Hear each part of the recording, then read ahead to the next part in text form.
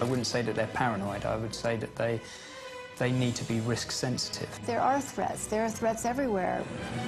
Number one fear amongst the super rich is not being super rich anymore. People worry about losing it all. I have had women who have hundreds of millions of dollars who, to this day, worry about ending up on the street as a bag lady. So, where is the cautious billionaire to start? Well, first off, physical protection. There is a whole world of high-end security systems throwing up barricades around the super rich. Bulletproof cars, bulletproof windows in their homes. They'll have bodyguards. They'll have panic rooms in multiple residences. And all of this is because they are aware that as billionaires, they are big targets for organised crime. They cannot just walk down Kensington High Street or through Knightsbridge, because they could be walking along with £500,000 plus. Their wives could be wearing £3, £4, £5 million worth of diamonds. So rather than take the risk, they now employ companies such as ours to make sure that they get places in perfect safety.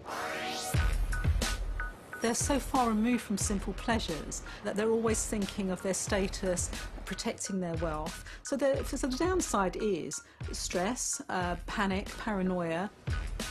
This vehicle will take direct hits from up to a 7.62 sniper round, AK-47, fragmentation grenades, up to around 15 kilos of explosive at 25 metres. The extent to which any member of the super rich is actually in danger doesn't actually matter what the reality is, it's the perception that matters. I've worked for several people for whom the people around them have felt it necessary to meet me with armed guards and stand behind me, men with Kalashnikovs, while I wait for the client. And I've sat there and thought, you know, I'm a wedding planner. Your client is... there is no danger to this person whatsoever. You really don't have to stand and guard me like that. One of the first things we do on any operation is to check a vehicle for explosives. It's partly a status symbol. It's partly you can't possibly approach me. Normally they'll be placed on the underside of the vehicle. And it's partly because they genuinely think they are in perpetual danger. And because the super rich know that the threats to them are sometimes real, the humble car safety kit contains a bit more than plasters and a tube of Savlon. Standard body scanner. We also have packs within here that will stem blood flow due to gunshots. Money creates all sorts of paranoia, backstabbing, envy. In here we have arsenic detection kit. I think the very, very wealthy are the ones we never see. I mean, we've seen the Kardashians on TV, we've seen the Abramoviches, but there are a lot of gated communities with bodyguards on the doors. We don't know what goes on behind those doors. You do become cocooned. The wealthier you become, the bigger the cocoon you live in. And this is just, unfortunately, the trappings of wealth. London is a honeypot to the uber-wealthy. At the last count, there were 105 billionaires in town. Ultra-high net worths have a big issue with trust because everyone is making money out of them, including me, because I run a business giving them security products. The global ghetto of great luxury which the very rich live in, it's a form of security. Living under constant threat and smothered by a blanket of security is the unpleasant daily reality for many billionaires. If you go around some of the really wealthy squares, like Eaton Square, that the residents basically pay full-time security firms to monitor 24 hours. It's no longer enough to be chauffeured around in bulletproof cars. For many billionaires, the only way to keep their fears at a distance is by bolstering the brute force at their side. One of the reasons the security is being beefed up is because the level of intruders is also changing. And there was a story in my neighborhood of an offender having been caught in the garden, and it turns out that he wasn't a burglar, he was a hitman. A hitman in your hydrangeas would be something of a thorn in anyone's side, no matter the wealth. But for the billionaire, it's stark warning that he needs to get protected immediately. And right now, he needs to dig deep. Well, if you're looking at a 10-man team, perhaps charging out £1,000 a day, per person, and then technical equipment on top of that. An ultra-high net worth could be spending hundreds and hundreds of thousands of pounds. But it's not all about in-your-face muscle. Often, protective firepower can come in less obvious forms. I noticed the trend, certainly when I was working on the close protection side, that women working in this role were in higher demand. There is a trend now for a more discreet approach to security. Teams were wanting to employ women in order to help with, particularly with wives and children, and scenarios where they needed a more of a blendable approach. And that more discreet close protection could see bodyguards blending in with roles as personal assistants and nannies. The nannies, the bodyguards are all part of a seamless team that will work in an appropriate way, in a blendable way for the family even, and that's where the use of women has risen. To ensure that they're getting the best from their protection, billionaires are not averse to employing extra layers of secret agents to keep watch over the security team. You find yourself hiring people who become an entourage, and issues of trust can become awkward because people on your payroll, how do you know how much you can trust them? You want to make sure that they're doing the right job. So it's not uncommon to bring in the surveillance team to watch the close protection team. Yeah, we'd quite happily go in there and take a whole load of footage, to out them as having not done their job properly, sleeping in cars, when they're meant to be awake all night outside of property. Security staff watching security staff. Ultimately, there's often a small army surrounding the hyper-wealthy, and things can get a little bit too cozy for all present. There are real dangers if you have a lot of money, and these people aren't just here for show. There's often many, many security guards. We worked on a property last year that had 42 security guards just to look after 4 people.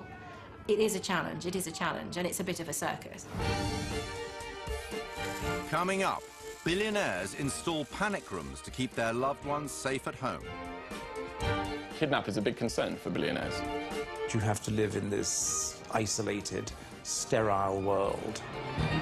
These are people living in their own micro-communities. They worry that we hate them, and a lot of people do. They live in gilded palaces and panoramic penthouses. But their palaces are fortified and their penthouses are high security. For the hyper-wealthy, the everyday threat of abduction is real and made more real by historical events. Billionaires will look at security, primarily at the safety of their family.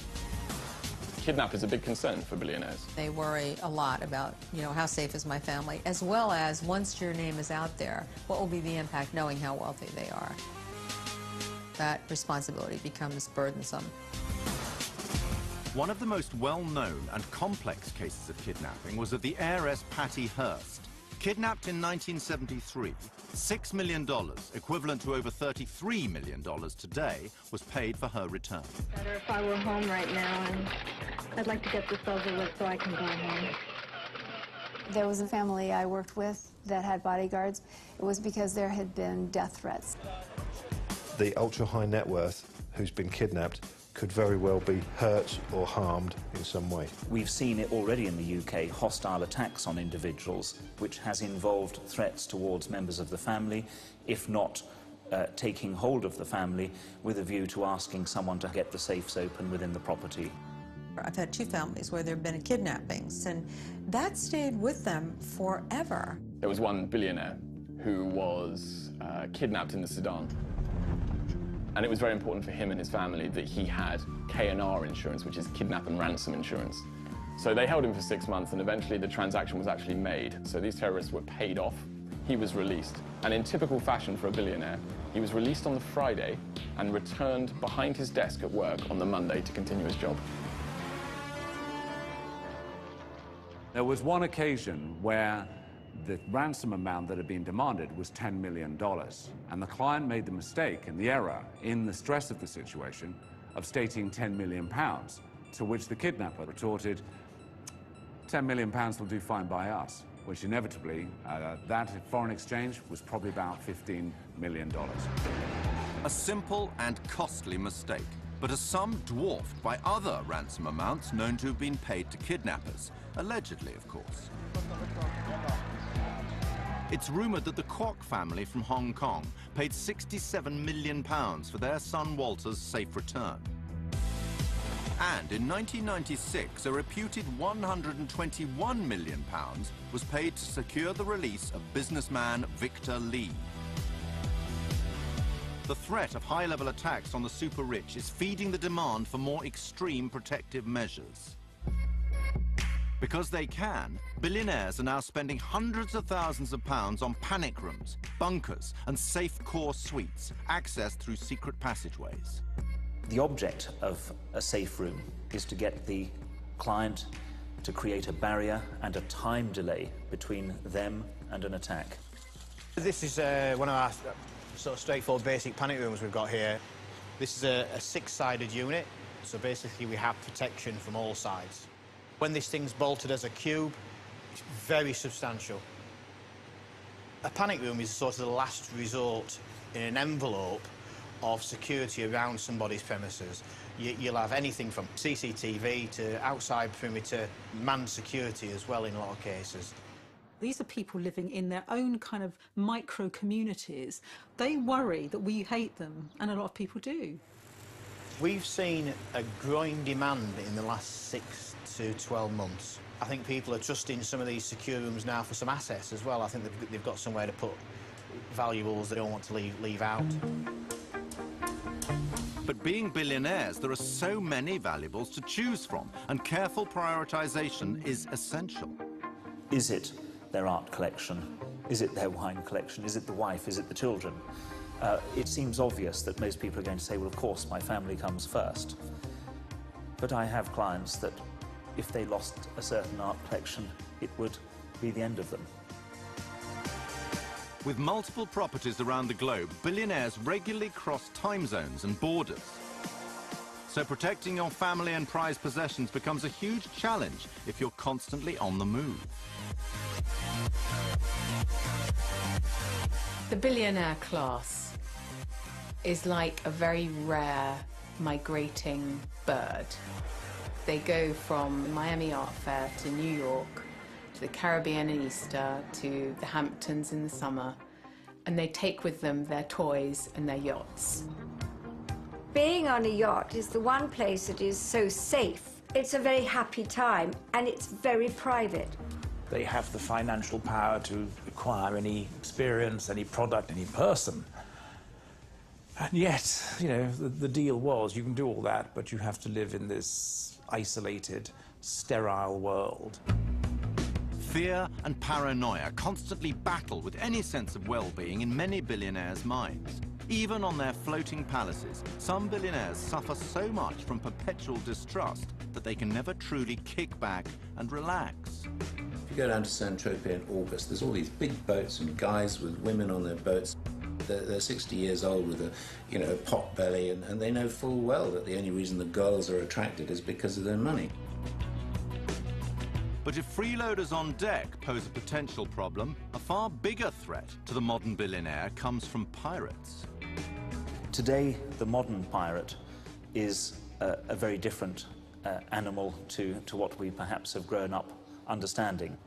So when somebody builds a 100-metre super yacht, it's not always as fast and stealthy as other vessels that could perhaps get close and board them. Although pirate attacks are rare in the Med and Caribbean, they do still happen, even here. In 2008, the £20 million yacht Tiara, moored off Corsica, was stormed by 4 masked men and its passengers robbed of £100,000 worth of valuables. There is an app now that will tell you where anybody's yacht is moored at any time. And so the idea that you are in this kind of, in the Mediterranean all by yourself are over because anybody can find you on their little boats. So it's become a bit of a problem. No man is an island, even one on his super yacht. And once again, a huge investment in personal protection must be catered for. I think a super yacht could easily be attacked It comes down to what the security detail is for the client. Do they have men protecting them and available, and do they have devices that are able to tell them what's in the surrounding waters? The Billionaires' understandable obsession with safety has led to some ingenious futuristic gadgets which allow them to stay one step ahead of any threat, whether at sea or back on dry land. Fast vein is a new technology that identifies humans from the veins inside their finger using a scanning device which shines near-infrared light through the top of the finger, and a camera underneath identifies the person in about a second. It has the ability for the client to save them carrying keys altogether. They just use this to open their doors. The technology requires blood in the veins, and in severing a digit, you will not have a scannable vein pattern that will operate. So cutting somebody's finger off will not work. Coming up, when your financial advisor is stealing from you, and the threat of cyber attack. The ultra-high net worth individuals really do need to consider what they say and who they say it to. When you have that level of wealth, there will be individuals within the world that will be after you and try and extort you. The billionaire lifestyle may seem like a stroll down easy street without a care in the world. Wealth does drive people over the edge into paranoia. But the huge amounts they spend on security suggest that the lives of billionaires are more stressful than they appear. They have to keep their money under control, they have to protect it, and they're suspicious of being disliked and used and abused by other people. The super rich believe that they are often under threat, physically, emotionally, and psychologically. Some people with ultra-high net worth can become oversensitive to it. We had clients that particularly would call us when they were out and about to say, somebody's following me. Who's real, who isn't? Who can I trust? And probably very, very few. You think everybody is just out for your money, and to a certain extent that is the case. And I did have a client. He had mainly retreated from the world, lived on a farm, very much by himself, and when he would interact with people, he would always come back to me with some story about how they were taking advantage of him. The ultra-high net worth individuals really do need to consider what they say and who they say it to. One of the places that billionaires need to exercise extreme caution is in the murky world of finance. Billionaires will look to preserve wealth in any way they can by spending more money on better advice. So they want advisors who can see when the market's about to change and that they should exit one strategy in order to enter another. Sometimes ultra-high net worth people are afraid of some of the professional advisors that they encounter. When you have that level of wealth, there will be individuals within the world that will be after you for one reason or another. One of the most infamous predators on the super rich was trusted professional advisor Bernie Madoff. Members of this exclusive synagogue are reported to have lost as much as $2 billion in the Madoff scheme, with some even acting as recruiters. I've lost everything. What am I going to do? I lost everything. Bernie Madoff was a investor, had a fund. He, went after people who liked money, who sort of thought that they were traveling in the same circles. They, the idea that if you knew somebody who could get you into Madoff was a really good thing, and that was a badge you could wear. As I'm one of those who managed to do that. My clients lost several $100 million with Bernie Madoff. He targeted those people and played on their need to belong to something and their need to give money and make more money. And a lot of them went down. In New York's big money circles, no one wants to admit they got scammed. Madoff's Ponzi scheme lost an astonishing $65 billion. But he's not the only scammer to have fallen from grace and favor. This morning, sir. American Alan Stanford also brought about financial ruin for his trusting clientele. With so many threats to their financial welfare out there, it's no surprise that some billionaires choose a low-profile existence. There's two types of billionaire. Billionaires that are showy and are out there and that are listed in rich lists globally. And then there's the more discreet billionaire whose key driver will be the security of their family. They don't want people to know that they're worth billions. However, there are times when even keeping your head down isn't enough to protect you. Blackmail is a genuine risk to the ultra-high net worth community. I had a client who was approached and blackmailed by a friend that he'd known for a significant amount of years. They would go out, have dinner, and he would confide in him and tell him all about his latest business deals. He approached him and said that he wanted several £million, or he would release the confidential information to the opposing party about what he had said. And I think that had a huge impact on him. The greed was what changed his friend, and he took advantage of it. I don't think money can be the root of all evil. I think that evilness will oftentimes, and badness will oftentimes get played out around money. You know, money has so many meanings to people. It's love, it's control, it's, you know, do you care about me enough? Do I have enough power? Am I the decision maker? There's so many things that get played out around money. Money is not just money, right? And so when you say it's the root of all evil, it's because all that other stuff gets wrapped into it. And so when anything happens, it's because of that money. And that money only fuels the billionaire's paranoia.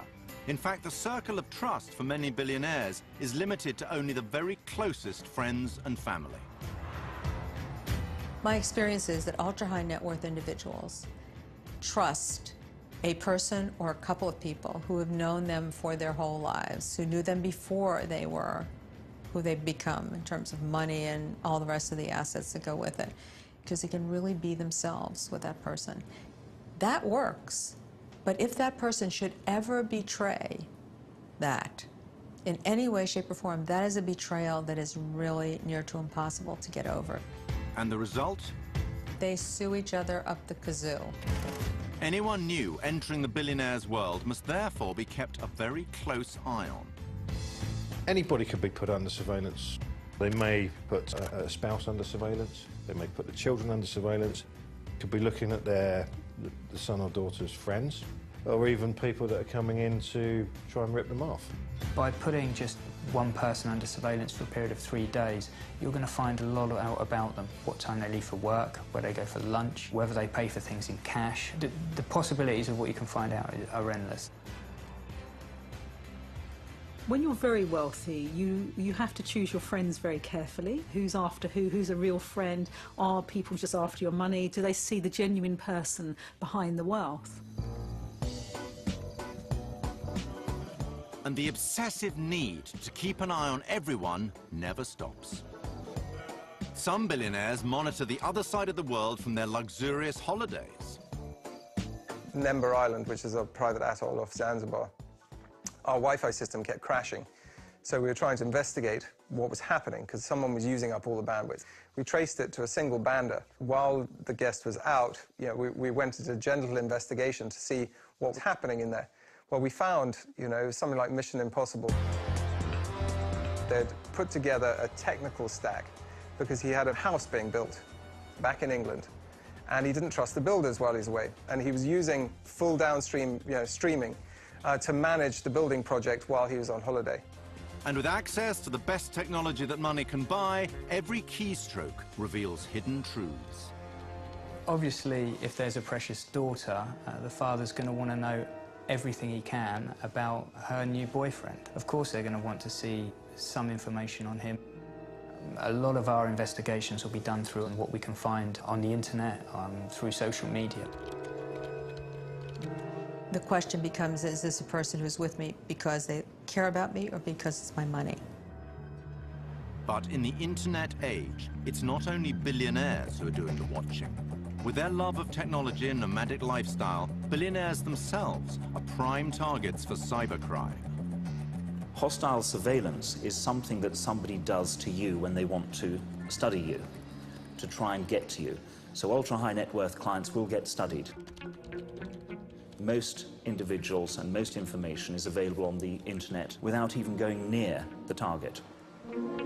It's not enough to have a guard, but you have to have people who are, you know, IT specialists that sit in your basement because no one can read these things or understand them. And then they need assistance because once in a while they have to go to the bathroom as well. Cybercrime is rife. These cyber criminals coming out of Russia or China, they're treating it like a business. And I think that the high net worth community, they're low-hanging fruit, if you like. In the UK alone, financial fraud through cybercrime is estimated at £27 billion a year. There's lots of attacks that can come through the internet now. One particular that's current at the moment is called ghosting. A cybercriminal will get access to the high net worth individual's computer system, and they will monitor the email exchange between themselves and maybe their financial advisor until they can emulate either side. Thousands and thousands are being spent in order to ensure that they are safe when they do their transactions from their phones to their computers, because the damage that can be done is quite extraordinary. Protecting your physical wealth online is one major concern. But in the age of trolls and hacking, the internet threat is also about damage to your reputation. Privacy is the absolute centre of importance to someone that's extremely rich. So you have the billionaires who want privacy. Then underneath that you've got the super rich who actually like showing off, and they upload pictures of the yacht they're staying on Instagram. And then you've got the wannabes who just like goggle at it, like me. With so much information easily available, billionaires need specialized online protection. The latest one now is social media consultants. So you need to be able to make sure that when your child posts a picture on Facebook, that there is someone in-house who can monitor the activity before it goes viral or you end up being on the news. They worry about their affairs becoming public, and so therefore the impact of that on their children, the impact of that on their friendships, their old friendships, and what that all means. They worry about all of those things. So they have the libel lawyers to protect themselves from anybody prying too much into their affairs. And they have the PR people who look after their image relentlessly, because image and reputation management, once you've made huge amounts of money, becomes the most important thing. Coming up, be careful what you wish for, as super wealth can seriously damage your sense of well-being. Wealth does drive people over the edge into paranoia. The biggest concern amongst the super rich is loneliness. They're lonely in every way. They're so bored, there's nothing else to look forward to.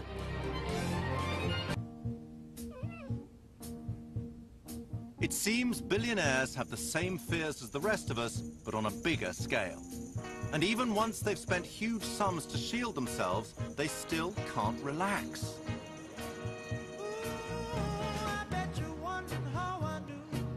Here's where they get isolated. They have so many people who service them, who go to the food stores, who dig their gardens, who do all of those things, that they get out of touch with what it takes to do any of those things.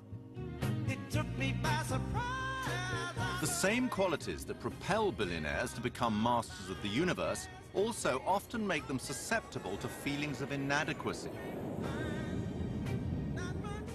What void are they feeding with this? What sense of worthlessness are they feeding by the accumulation of valuables?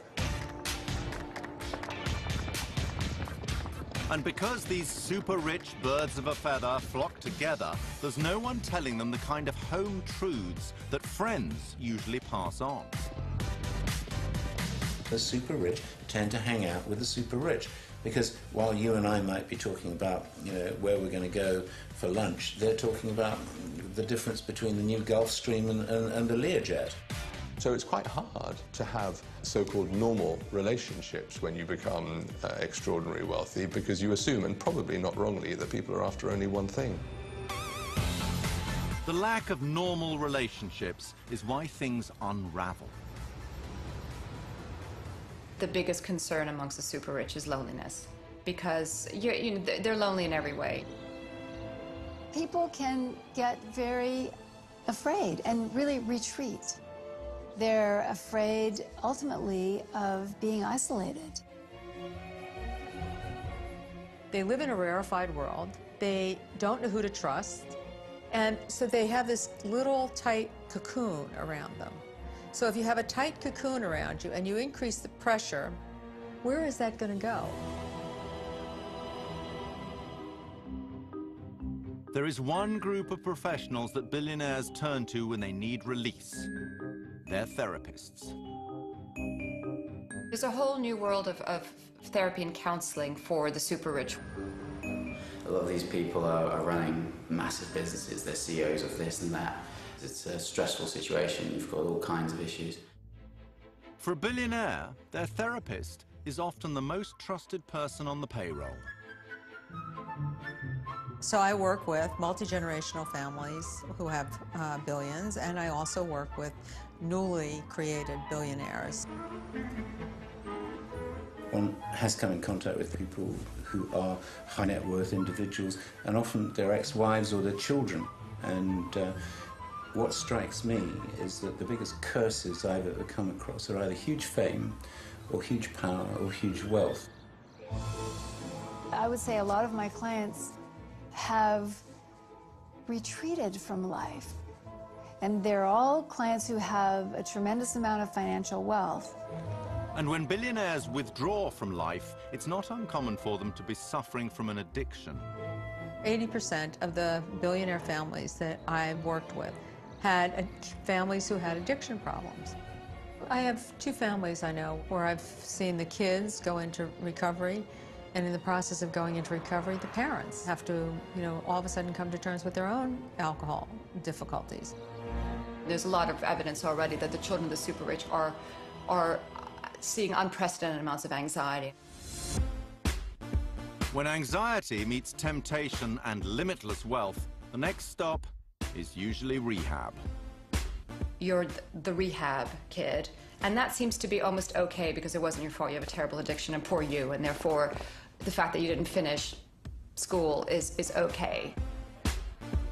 Part of recovering from an addiction, an addictive process, is enhancing your own self-esteem. Now, if you've never had any self-esteem in the first place because you've grown up in an environment that hasn't allowed you to develop that, then it makes it twice as difficult. The root of the problem often lies in the billionaire kid's upbringing. Huge wealth from birth can be the great extinguisher of any fire in the belly to succeed. Well, many of the children, it's not just what they're doing, it's also what they're seeing. They never saw their parents having to struggle to make it. They just see their parents literally drowning in money. Quite often, the children of these high net worth individuals will have all these valuable trinkets and things, but because they haven't actually put any effort into getting them in the first place, they don't necessarily feel good about themselves. They worry that their kids have become too entitled, whereas they, if it's a first to second generation, they worked really hard. The kids come into it at a point where the money is oftentimes made, and so they're not seeing the work that went into getting it. What you'll get is somebody who sets up a company, they'll hand it over to their children who will run the company very successfully, but then the next generation will mess it up. The parents worry that they're never going to attach doing something for getting something. And if you're the child of a billionaire, you need to succeed spectacularly. Doing okay is simply not good enough. You're not ambitious, you're not good looking, you're not going to be a supermodel, you're not going to blog about fashion, you're not going to create a fashion chain, no matter how much money is given to you. And these are the kids, I think, who will have the hardest time.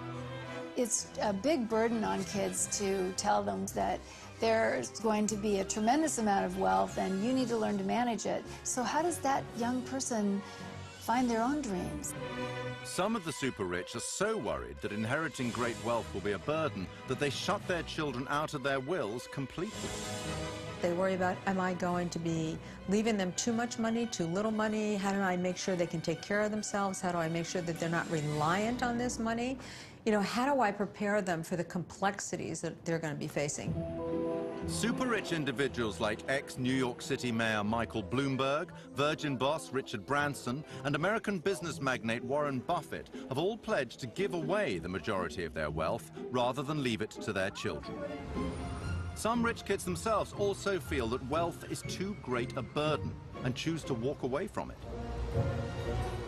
I have had more experiences with young women walking away from their money than young men. And they walk away from it because they want to see that they can make it on their own. For most of us, the fear of having too much money is something we'll never have the luxury of worrying about. But for those that do, there's an easy solution. Just give it away.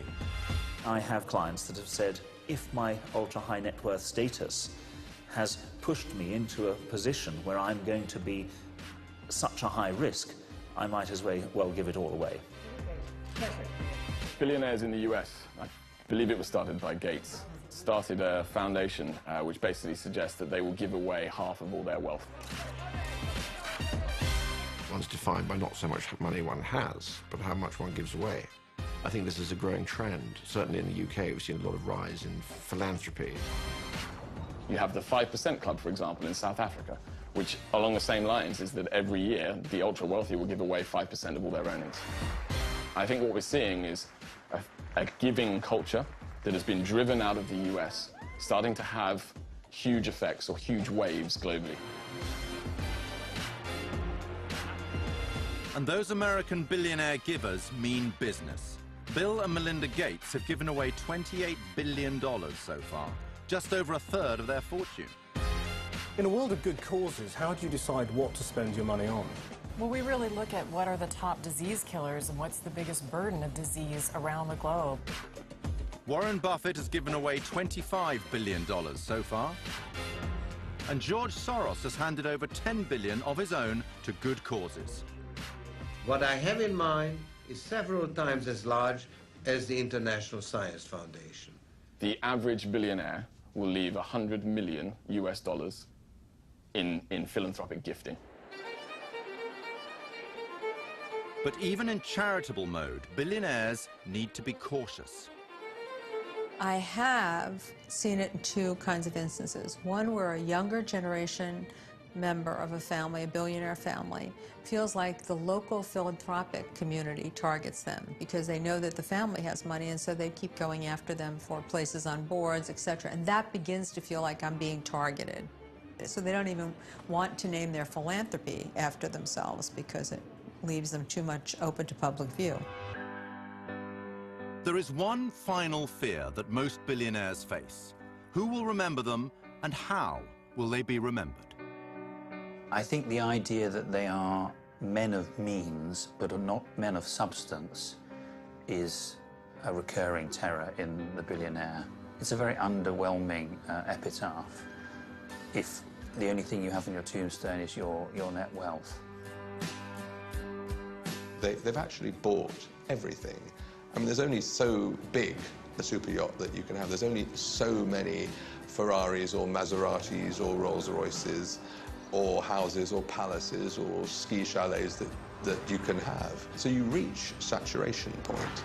And for some, not all, what then kicks in is a desire for reputation and legacy. We view the super rich from afar and perhaps wish we had their lifestyle. But the ultimate luxury of feeling safe and unafraid is something even vast wealth cannot buy. It might seem like, oh, you know, I want to be rich, I want to be famous, that's going to solve all my problems. And I think there's a small percentage of the world's population that could handle it. And to the rest, it probably is more of a curse. I think from my perspective, if you're a well-grounded person, it is an easy thing to be. Billionaires have the money to make choices, and I think that's what the rest of us aspire to achieve. I would never want to be a billionaire. I think it adds so much complexity to your life. I have who just say, you know I shouldn't feel this way, but this is a burden.